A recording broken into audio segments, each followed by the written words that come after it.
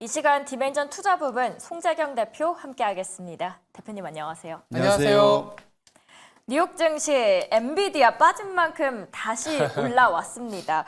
밀당 굉장히 잘하고요. 만약에 애인이었으면 정신을 못 차릴 것 같습니다. 어떻게 보셨나요, 뉴욕 증시?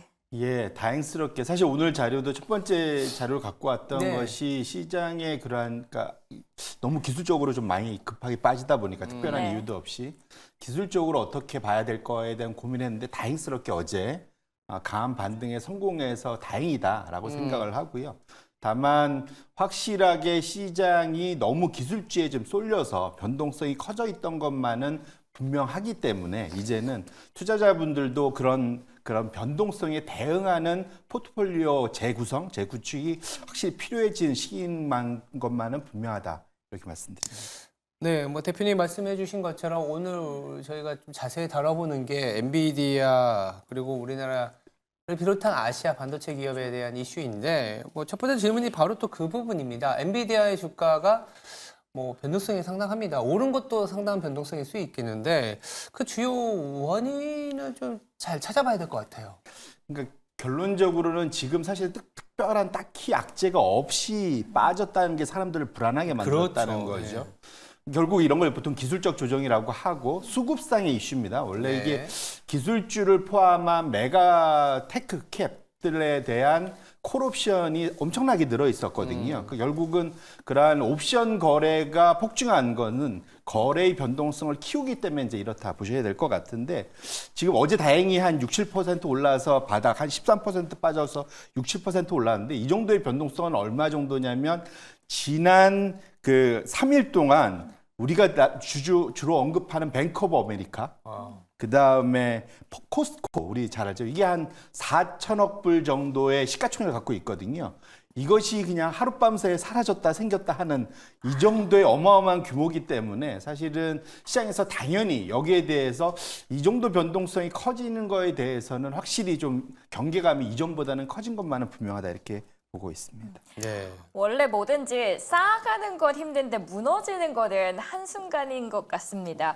엔비디아 이 정도 빠지면 진짜 와르르 무너지는 거다 하는 지지선은 어느 정도일까요, 대표님? 그러니까 이건 이제 기술적인 분석을 하시는 그렇죠. 분들의 영역이라 저도 전문가는 아니라서 그분들 자료들을 찾다 보니까 대략적으로 1차 지지선을 115불 정도 생각을 했더라고요. 그리고 2차 더 많이 빠지면 소위 51선, 50일 이동평균선인 100불 정도, 100달러 정도를 2차 지지선이라고 생각을 했는데 다행히 이제 차트를 보시면 이게 이제 어젯밤 지나기 전까지 이제 자료인데 예. 확실히 115달러 근방까지 선에서. 갔다가 네. 빠르게 이제 기술적인 그런 바닥을 형성을 했다라는 것 측면에서는 참 다행이다라고 생각을 할 수 있을 것 같고요. 하지만 확실히 이게 변동성이 커졌다라는 것만은 분명하기 때문에 네. 오히려 저는 여기에서 배워야 될 게 엔비디아 투자를 더 잘해야지 못해야지도 중요한데 오히려 제가 여기서는 변동성 관리가 어떻게 돼야 되냐 중요할 것 같고 과거에 미국의 전설적인 투자자 있습니다. 마틴 치바이크라고 한번 쳐보시면 되게 유명한 분인데 그분이 이런 말을 했어요. 어떤 주식에 투자를 했는데 밤에 잠이 안 온다. 그럼 하지 마라.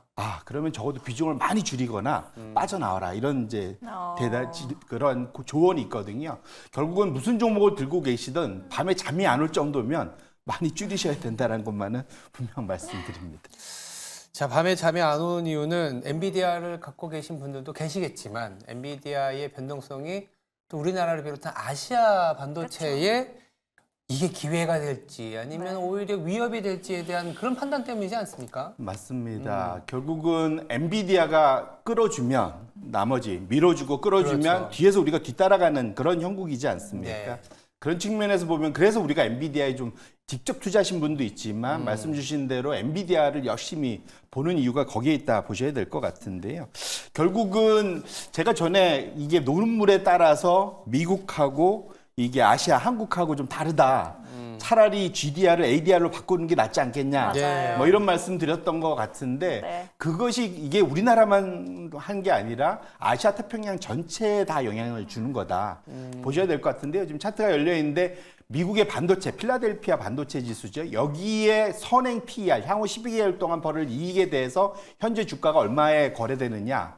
대략 한 28배 정도 거래되는데 이 아시아 우리나라 이제 삼성전자나 하이닉스, SK 하이닉스 같은 걸 포함하고 TSMC 이런 것들 포함한 평균적인 아시아 태평양 반도체 지수의 평균 PER은 17배. 격차가 엄청나죠. 지금 미국이 한 11배 이상 더 비싼 그 절대 수치가 차이가 나는데 대략적으로 과거 한 2009년도에 평균적으로 놓고 보면 15년 동안 대략 한 5배 정도 차이 이내로 들어가야 되는데 지금 11배나 차이가 난다는 거죠. 결론적으로는 이 격차가 해소될 수 있다면 분명 우리나라의 삼성전자나 SK하이닉스의 추가적인 어떤 상승 기회가 있지 않을까 이렇게 기대를 해볼 수 있을 것 같습니다.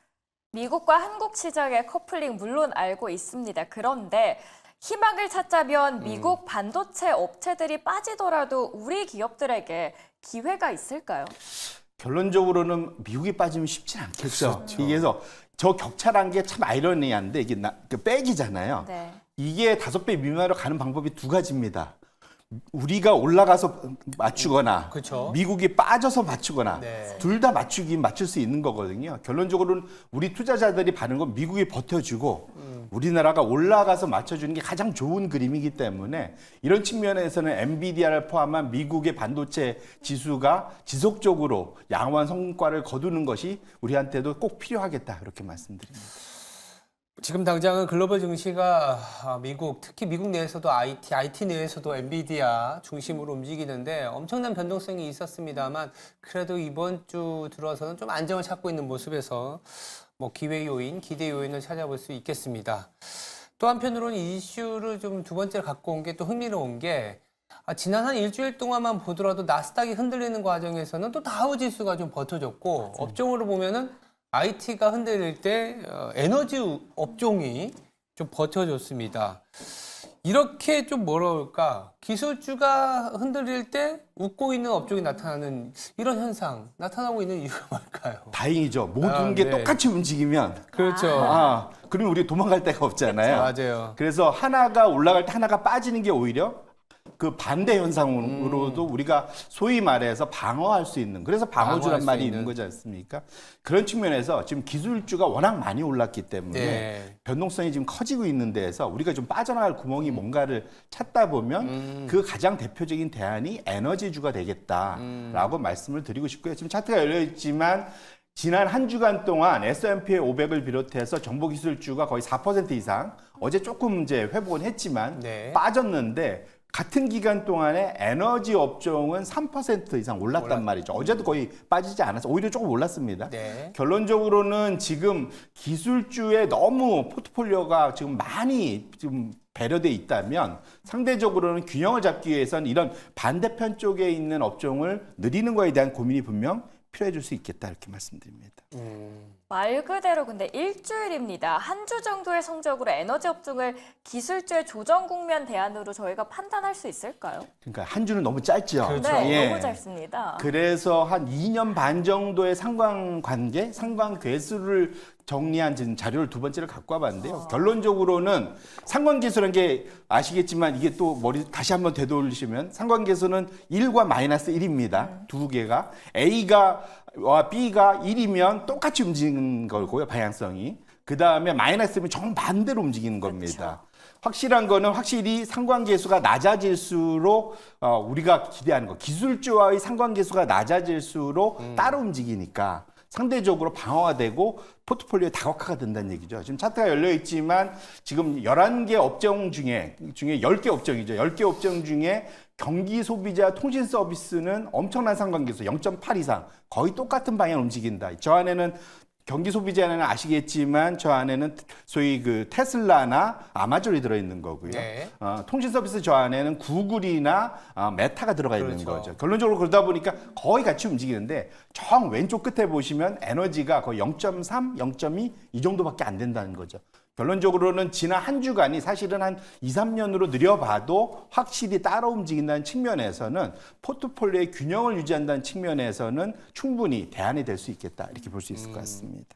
뭐 상관계수를 통해서 이제 포트폴리오를 짜고 상관계수가 좀 많이 반대 방향인 비중을 이제 가지면서 비중을 갖고 가는데 상관계수는 또 그때그때마다 달라지고 원인과 결과로 봤을 때 에너지 우리 흔히 생각하면 유가라고 할 수 있는 모멘텀이 있는지도 좀 챙겨봐야 되거든요. 맞습니다. 그래서 전 세계적으로 에너지 특히 이제 왜냐면 유가가 중요한 게 석유가 전체 에너지의 절반을 차지하기 그렇죠. 때문에 그렇거든요. 그래서 기본적으로 석유의 향후 방향성, 특히 수요가 어떠냐, 공급이 이제 어찌 보면 좀 일정한데 그런 측면에서 보면 세계 3대 기구가 있습니다. 예. IEA라고 이제 세계 이제 국제 에너지 기구, 그다음에 EIA라고 미국 에너지 관리청, 그다음에 오펙 우리가 예. 너무 잘 아는 석유 수출국 기구. 요 세 군데가 소위 그 절대 규모의 차이는 있지만 확실한 거는 상반기보다는 하반기가 훨씬 더 수요가 좋아질 거다. 지금 보시면 위에 IEA, EIA, 오펙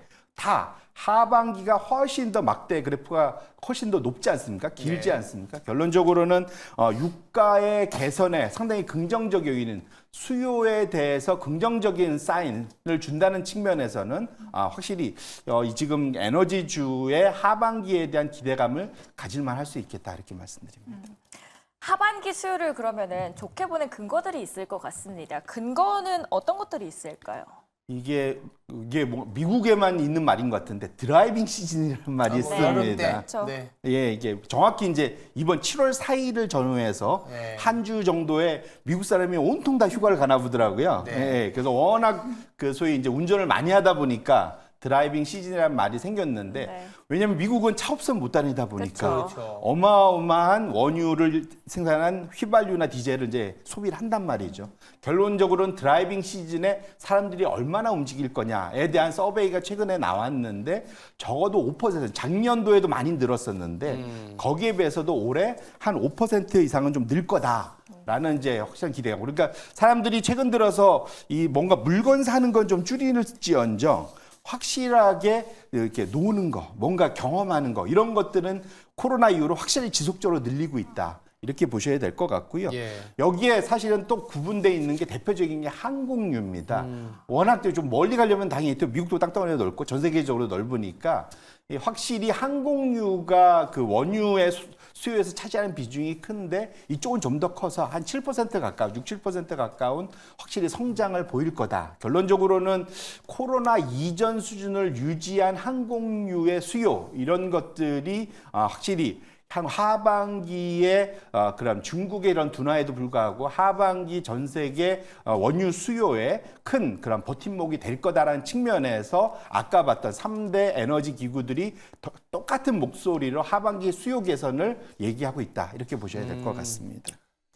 하반기 수요에 대한 얘기들 드라이빙 시즌이 곧 시작이 될 거고 항공유에 대한 어떤 수요 기대감 이게 유가에는 좀 반영이 되고 있나요? 확실하게 좀 되고 있는 것 같습니다. 그래요? 다행스러운 게 이게 이제 그 소위 콘텐코 백어데이션 뭐 이렇게 아이고, 얘기하면 좀 막 어려워요. 어려운데 이게 이제 쉽게 생각하면 이럴 것 같아요. 이제 실물로 거래되는 것들이 변동성이 크면 그것 때문에 이제 선도시장, 선물시장이 생긴 거잖아요. 그렇죠. 미래의 약속 가지고 어느 시점에 내가 이 가격으로 사줄게, 예. 팔게 이걸 거래하는 게 이제 선물시장이 있는데 네. 이 실물들은 그 기간 동안 갖고 가려다 보면 이게 보관돼야 되잖아요. 보관요. 그렇죠. 그 다음에 이자도 들죠. 네. 그 다음에 혹시 불나고 이러면 안 되니까 보험료도 들죠. 기본적으로 그냥 갖고만 있어도 들어가는 비용이 엄청 많습니다. 이 모든 걸 다 합쳐보면 당연히 지금 갖고 있는 것보다 나중에 넘겨주고 살 거가 더 비싸야 되잖아요. 그렇죠. 이것이 보통 콘텐고라고 합니다. 지금보다 미래가 더 비싼 걸 콘텐고 현상, 일반적인 현상인데 백오데이션은 전반대입니다. 지금이 그때보다 더 비싼 거예요.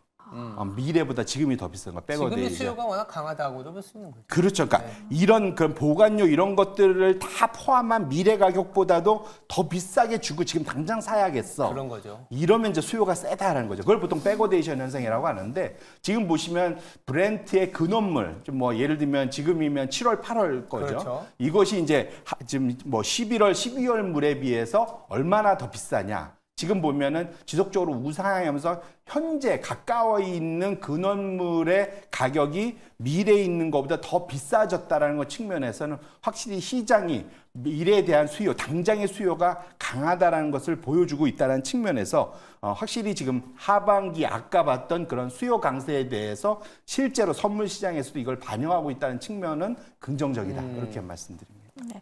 오늘 이야기 많은 시청자분들에게도 큰 도움이 됐을 것 같습니다. 오늘 말씀 잘 들었습니다. 디멘전 투자부문 송재경 대표였습니다. 고맙습니다. 감사합니다. 고맙습니다.